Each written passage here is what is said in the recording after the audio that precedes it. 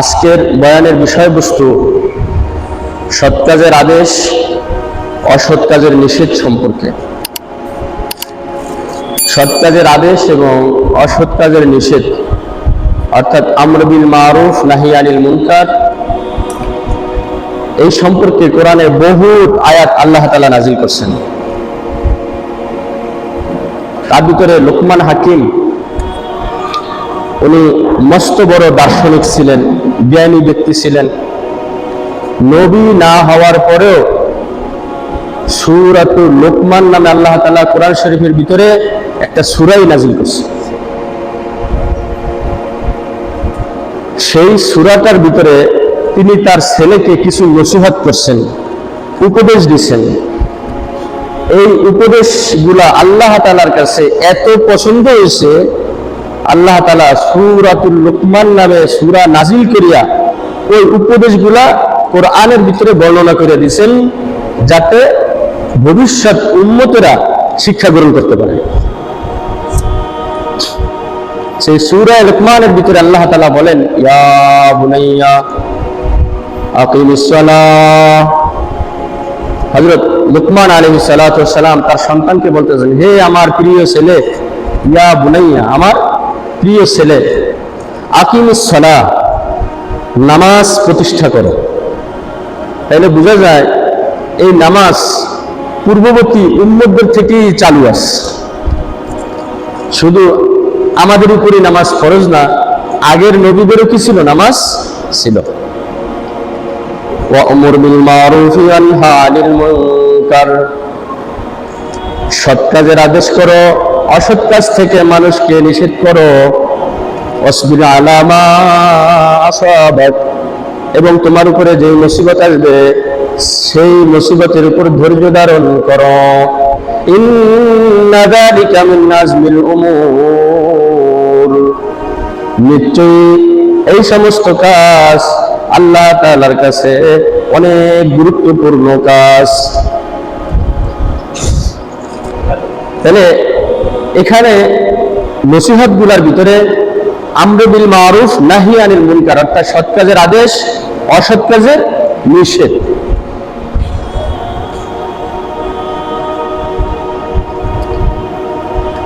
এরপরে আল্লাহ তাআলা কোরআনের ভিতরে আরেক জায়গায় নাজিল করছেন, ওমান আহসানু কওলাম মিম্মান দাআ ইলাল্লাহ ওয়া আমিলা সালিহান ওয়া ক্বালা ইন্নানি মিনাল মুসলিমিন। ওই ব্যক্তির কথার চাইতে কার কথা উত্তম হইতে পারে যে আল্লাহ তাআলার কাছে, আল্লাহ তাআলার দিকে মানুষকে ডাকে, নিজে নেক আমল করে আর বলে আমি একজন সাধারণ মুসলমান। এখানেও বলছে মানুষকে আল্লাহর দিকে ডাকে, তার কথার চাইতে প্রিয় আর কি কথা হইতে পারে? এর থেকে উত্তম কথা আর কি হইতে পারে? সৎ কাজের আদেশ এবং অসৎ কাজের নিষেধ যদি পৃথিবীতে না থাকতো, তাহলে পৃথিবী ধ্বংস হয়ে যায়। আমাদের দেশে যদি কেউ অন্যায় কাজ করে, তাহলে তার শাস্তি আছে কি নাই? তার আইন কানুন আছে কি নাই? জেল জরিমানা আছে।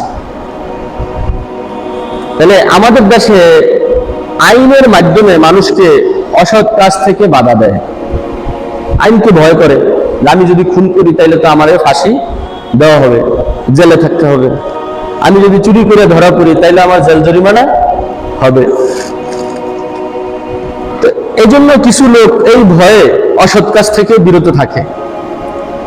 কিন্তু আমর বিল মারুফ এবং নাহি আনিল মুনকার, এইটা প্রত্যেকটা মানুষের উপরে দায়িত্ব।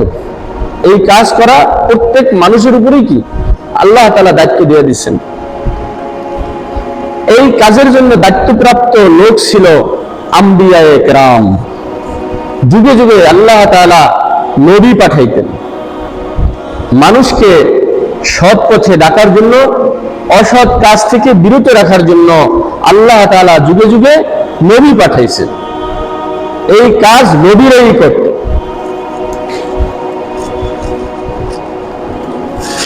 হযরত আদম আলাইহিস সালাম থেকে শুরু করে এই পর্যন্ত আখিরি নবী হযরত মুহাম্মদ আহমদ মুস্তাফা সাল্লাল্লাহু আলাইহি সাল্লামের নবুয়ত পর্যন্ত এই সৎ কাজের আদেশ, অসৎ কাজের নিষেধ নবীদের মাধ্যমেই আল্লাহ তাআলা করছেন। তাহলে এখন বুঝেন এই কাজটা কত গুরুত্বপূর্ণ যে আল্লাহ তাআলা এই কাজের জন্য নবীদেরকে বাছাই করছেন, যাদের কোনো গুনাহ নাই, যাদের কোনো কি নাই, গুনাহ নাই, যারা নিষ্পাপ, তাদেরকে বাছাই করা হয়েছে। আর এই কাজ করার জন্য নবীদেরকে কষ্ট দেওয়া হয়েছে। নবীরা মুজাহাদা মুশাক্কাত করছেন সৎ কাজের আদেশ আর অসৎ কাজের নিষেধ এই কাজ করতে যায়। হযরত নূহ আলাইহিস সালামকে তার উম্মতেরা সৎ কাজের আদেশ এবং অসৎ কাজের নিষেধ যখন করত, তখন তারা পাথর মাইরা ঢাইকা দিতেন একদম মাথা পর্যন্ত। আখির নবী হযরত মুহাম্মদ আহমদ মুস্তাফা সাল্লাল্লাহু আলাইহি ওয়াসাল্লাম যখন এই দায়িত্ব প্রাপ্ত হইলেন, তার কওমের লোকদেরকে যখন ডাকলেন, তখন তার কওমের লোকেরা তার শত্রুতে পরিণত হয়েছে। একটা জিনিস চিন্তা করেন, আল্লাহর রাসূল যখন নবুয়ত পান নাই, মানুষের মধ্যে দাওয়াতের মেহনত করে নাই, ততক্ষণ পর্যন্ত নবী অনেক উত্তম নবী ছিল। মক্কার মুশরিকরা আল্লাহর রাসূলকে আল আমিন নামে উপাধি দিয়েছে, বিশ্বাসী, আমানতদার, সত্যবাদী, উত্তম চরিত্রের অধিকারী, পুরা আরবের মধ্যে সর্বোত্তম ব্যক্তি হিসাবে আরবের মুশরিকরাই সার্টিফিকেট দিচ্ছে। যখন আল্লাহ রাসূল সাল্লাল্লাহু আলাইহি সাল্লাম তাদেরকে সৎ কাজের আদেশ দিলেন, অসৎ কাজ থেকে বিরত থাকার জন্য বললেন, তখনই আল্লাহ রাসূল কি হয়ে গেলেন? তাদের কাছে জানের দুশমন হয়ে গেছেন। খালি দুশমন না, জানের দুশমন হয়ে গেছে।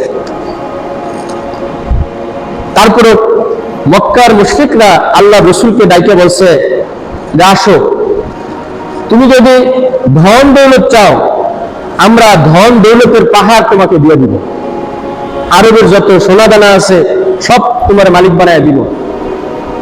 তুমি যদি বাদশাহী চাও, আমরা তোমাকে বাদশাহী দিয়ে দিব।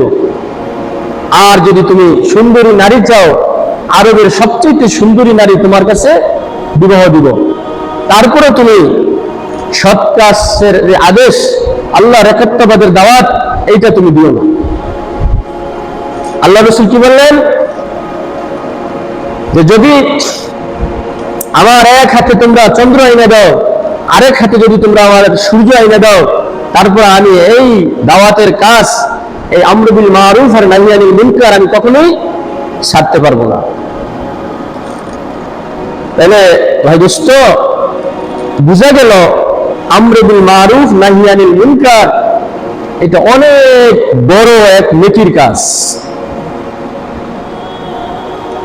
কোরআনের ভিতরে আল্লাহ তাআলা বলেন, আউযু বিল্লাহি মিনাশ শাইতানির রাজীম, বিসমিল্লাহির রহমানির রহিম, ওয়াল তাকুম মিনকুম উম্মাতুন ইয়াহদুনা ইলাল্লাহ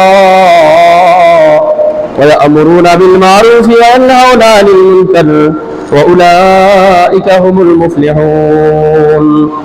আল্লাহ তাআলা বলেন, তোমাদের মধ্যে এমন একটা দল থাকা চাই যারা আল্লাহ তাআলার দিকে মানুষকে ডাকবে, ভালোর দিকে মানুষকে ডাকবে, সৎ কাজের আদেশ করবে, অসৎ কাজের নিষেধ করবে। ওয়া উলাইকা হুমুল মুফলিহুন। আল্লাহ তাআলা বলেন, ওই দলটা হইল দুনিয়া এবং আখিরাতে সফল কাম জামাত।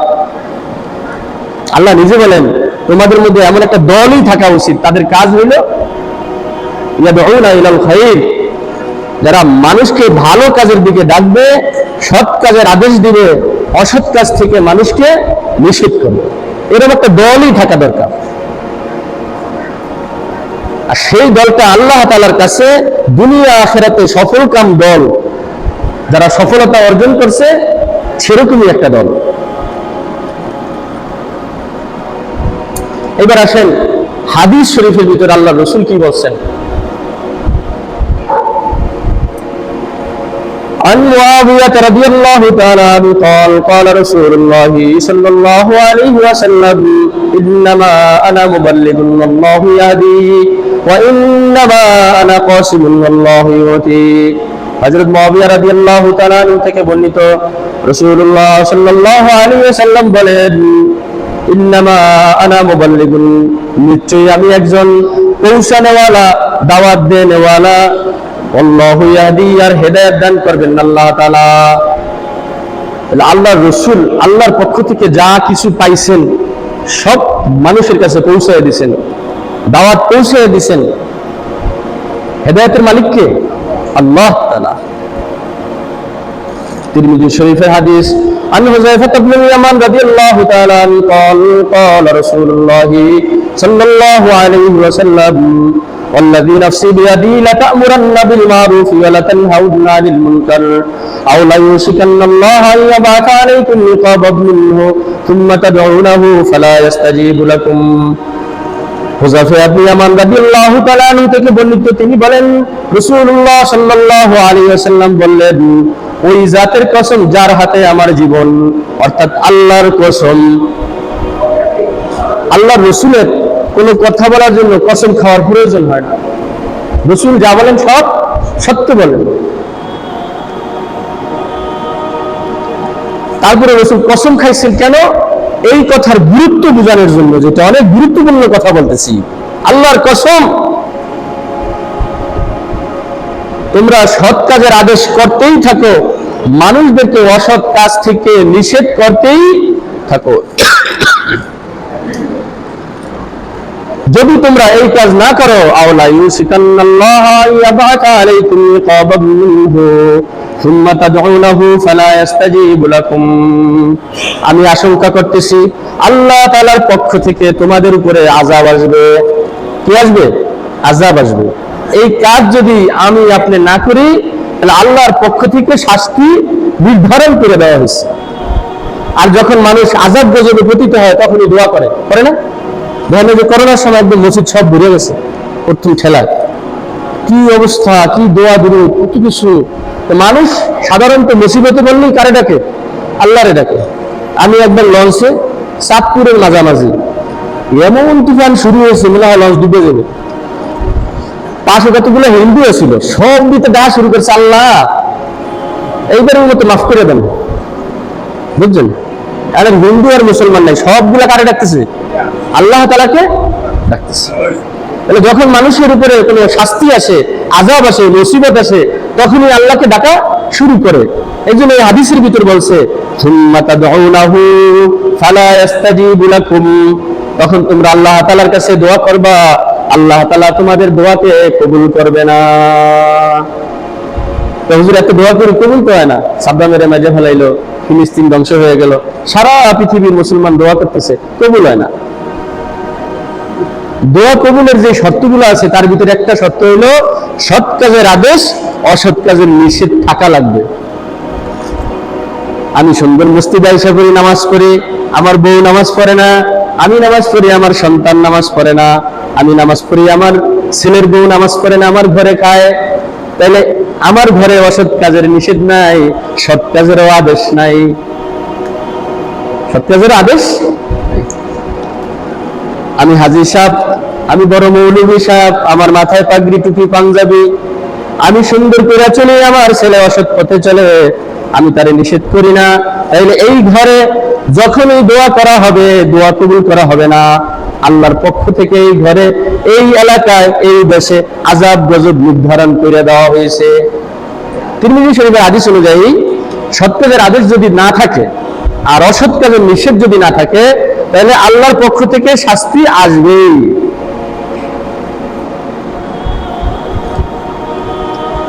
সৎ কাজের আদেশ আর অসৎ কাজের নিষেধের শেষ পর্যায়ে হলো জিহাদ শেষ পর্যায়ে কি জিহাদ عن أبي سعيد الخدري رضي الله تعالى عنه قال سمعت رسول الله صلى الله عليه وسلم يقول من رأى منكم منكرا فليغيره بيده فإن لم يستطع فبلسانه فإن لم يستطع فبقلبه وذلك أضعف الإيمان তোমরা যখনই অসৎ কাজ দেখবা খারাপ কাজ দেখবা, হারাম কাজ দেখবা, সর্বপ্রথম কাজ হইল হাত দিয়ে বাধা দাও। কি দিয়ে বাধা দাও?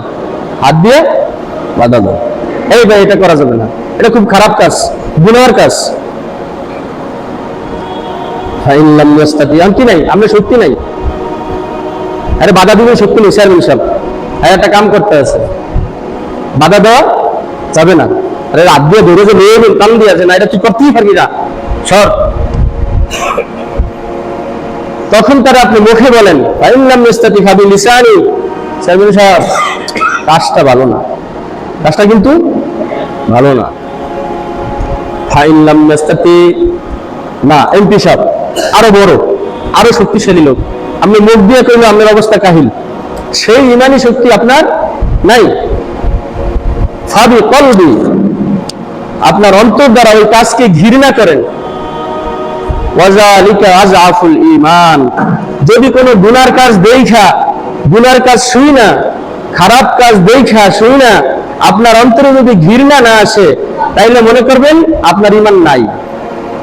তাহলে ঈমান মাফার পাল্লা কিন্তু একটা। দেখেন আমার আপনার ঈমান কতটুকু আছে।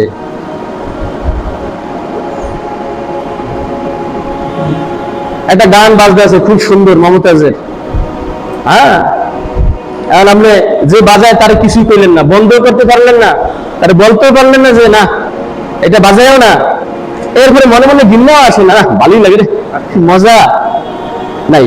কি নাই? ঈমান নাই। খেলা চলতেছে আর্জেন্টিনা ব্রাজিল, টিভি বন্ধ করতে পারেন না, করেন না, দাওয়াতও দেন নাই, দেখা আরো মজা নিছেন। ঈমান আছে? এই হাদিস অনুযায়ী আছে ঈমান? নাই, ঈমান শেষ। এই হাদিসে বলে দিছে ওয়াজালিকা আযআফুল ঈমান, যদি তোমার এই অসৎ কাজ আর খারাপ কাজ দেখে অন্তরে ঘৃণা আসে না, আর যদি ঘৃণা আসে তাইলে মনে করবা তোমার ঈমান লিবু লিবু জ্বলতেছে আর কি, কফির তেল শেষ, ওই এখন ফিতাটা একটু টিকি করে ফিরে ফিরে জ্বলতেছে, এই লিখবে যাবে আর কি। যদি ঘৃণা আসে, আপনি তো তারে থামাইতে পারেন না, দাওয়াতও দিতে পারেন না, খালি মনে একটু ঘৃণা আসে না, কাজটা ভালো হইলো না, ঘৃণা করে আইসা বললেন, তাইলে আপনার ঈমান হইল সর্বনিম্ন স্তরের ঈমান। আর যদি যে না ঘৃণা আসে নাই, মজাই লাগছে, তাহলে তো আপনার ঈমান নাই। এই জন্য নিজেও সৎ থাকবো, আমার ছেলে সন্তানদেরকে সৎ বানাইবো। অসৎ চলতে চাইলে আমার ঘরে জায়গা নাই, আমার ঘরে কি নাই? জায়গা নাই। কারণ আল্লাহ তাআলা আপনাকে ধরবে যে এই সৎ কাজে আদেশ দেওয়ার জন্য, অসৎ কাজ থেকে বাধা প্রদান করার জন্য আমি আমার প্রিয় লোকদেরকে দুনিয়াতে পাঠাইছি, নবীদেরকে পাঠাইছি, আর এই কাজ করায়া তাদেরকে কষ্ট দিছি, তারা মুসিবতের ভিতরে পড়ছে, না খায়া রয়েছে, শরীরের রক্ত ঝরাইছে, তারপরে তারা আমার হকের দাওয়াত দিছে, অসৎ কাজ থেকে মানুষদেরকে বিরত রাখছে, আর তোমরা পারলা না কেন? আল্লাহর কাঠগড়ায় কি করতে হবে? দাঁড়াইতে হবে। এজন্য আল্লাহ তাআলা নবীদেরকে ডাইরেক্ট আদেশ করছেন, তোমাদের যখন শক্তি অর্জন হবে তখন শক্তি দিয়া মানুষদেরকে অসৎ কাজ থেকে কি রাখতে হবে? ফিরায় রাখতে হবে। এই জন্য আল্লাহ রসুল জিহাদ করছে। এত নরম মানুষ, এত রহম মানুষ, সে আবার জিহাদও করছে। এই জন্য যারা আমরা মুরব্বিয়ানে কেরাম আছি, আমাদের অনেক বড় দায়িত্ব আছে। মনে করলাম যে 5 ওয়াক্ত নামাজ পড়ছি, রমজান মাসে রোজা রাখছি, হজ করছি, ঘরে টাকা হয়েছে, হজ করছি, টাকা আসছিল, জাকাত দিছি, দায়িত্ব শেষ? না, দায়িত্ব শেষ না। আল্লাহ রসুল বিদায় হজের ভাষণের সময় বলছেন যে আমি যেই কাজ দুনিয়াতে করে গেলাম, যত উম্মত আমার দুনিয়াতে আসবে সকলকে এই কাজের দাওয়াত দিয়ে গেলাম, দায়িত্ব প্রদান করে গেলাম, কিয়ামত পর্যন্ত এই দায়িত্ব তোমাদের কাঁধে দিয়ে গেলাম, যাতে আমার উম্মত কি না হয়ে যায়, পথভ্রষ্ট না হয়ে যায়। আগের জমানায় এক নবী আসতো, দায়িত্ব শুধু নবীদের উপরে ছিল, নবী সমস্ত মানুষদেরকে দাওয়াত দিয়া ইমানদার বানাইতো, আবার নবী চলে যাইতো, অনেক দিন দাওয়াত থাকতো না, আবার সব মানুষ আল্লাহরে ভুলে যেত, শিরক করত, উম্মতের উপর কোনো দায়িত্ব ছিল না। আবার আল্লাহ তাআলা ওই উম্মতদেরকে হেদায়েত দেওয়ার জন্য আবার একজন নবী পাঠাইতেন। কিন্তু আখিরি নবী হযরত মুহাম্মদ আহমদ মুস্তাফা সাল্লাল্লাহু আলাইহি সাল্লামের পরে আর কোনো নবী আসবে না। এই জন্য আল্লাহর রসুল বিদায় হজের ভাষণে আনেওয়ালা যত উম্মত আছে সমস্ত উম্মতের উপরে দায়িত্ব দিয়ে গেছে যে তোমরা এই কাজ করিয়া যাবা।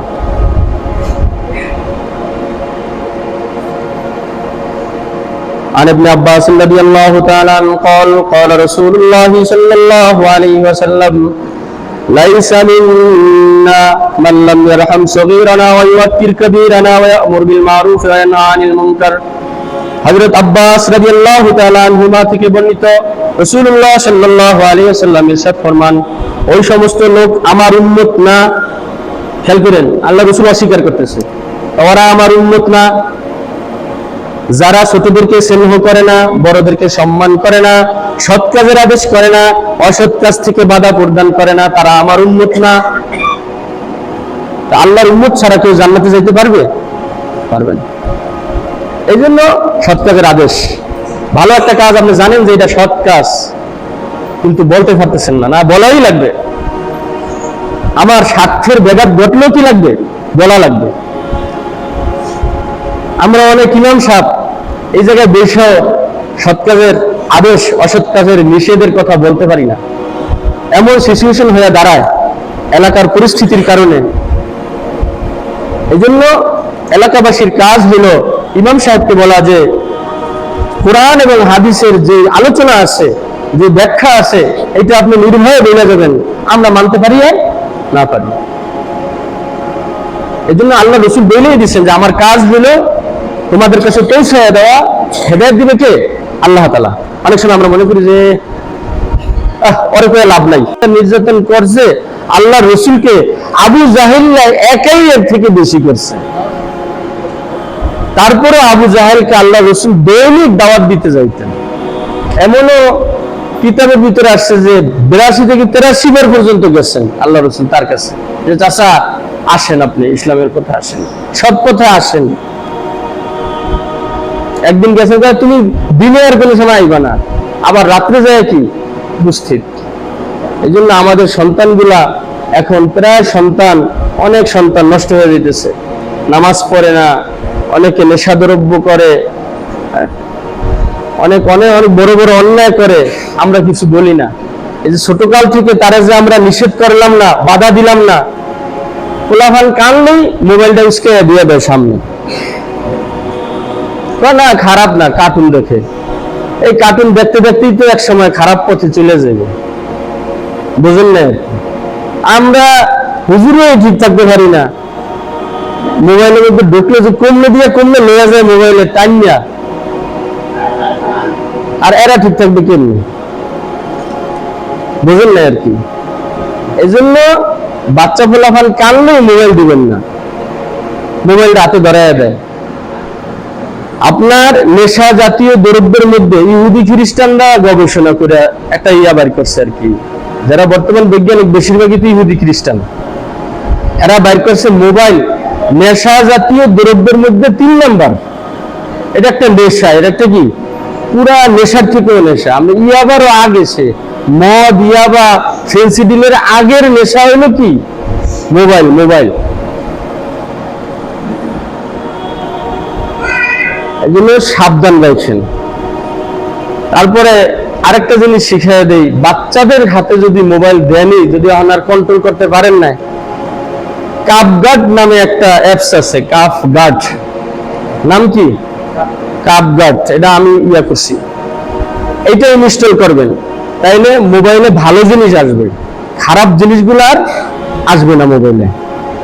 কারণ বর্তমানে মোবাইল ছাড়লেই খারাপ জিনিস আগে এসে পড়ে চোখে। এটা সকল মানুষের কাছেই ভালো লাগে, শয়তান ভালো লাগায় দেয়।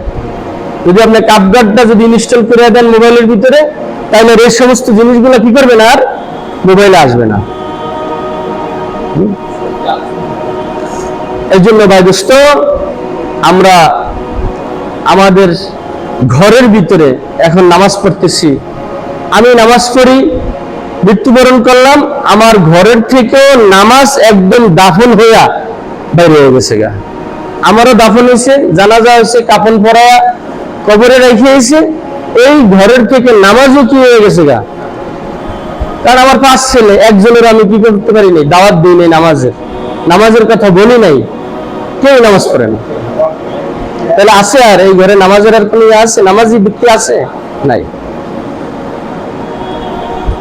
এই জন্য আমরা আমাদের সন্তানদেরকে ছোটকাল থেকে, এই যে বাচ্চারা আসে মসজিদে, অনেক সময় বাচ্চারা মসজিদে আসলে দুষ্টামি করবে, বেশি রাগারাগি করা যাবে না, বুঝাইয়া বলতে হইবে। বাবাও বুঝাইবে, আশেপাশে যারা আছে তারাও বুঝাইবে যে বাবা মসজিদে আসছে আলহামদুলিল্লাহ, খুব ভালো, চিল্লাচিল্লি করবা না। কিন্তু বাচ্চাদেরকে ধমক দেওয়া যাবে না। আল্লাহর রাসূল সাল্লাল্লাহু আলাইহি ওয়াসাল্লাম যখন নামাজে পড়তেন, হাসান হুসেন কি করতে জানেন? তার এই ঘাড়ের উপর, পিঠের উপরে এসে বসে থাকতো। আল্লাহর রাসূল যতক্ষণ ওরা এখান থেকে নামতো না ততক্ষণ সেজদায় থাকতো। এনাকে সাহাবারও সেজদা করিয়া থাকতো। এখন বুঝতে পারছেন? ধমক দেয় না, হ্যাঁ তোমরা মসজিদে আমার গায়ে উঠছো, এই ধমক কোনোদিন দেয় না আল্লাহর রাসূল।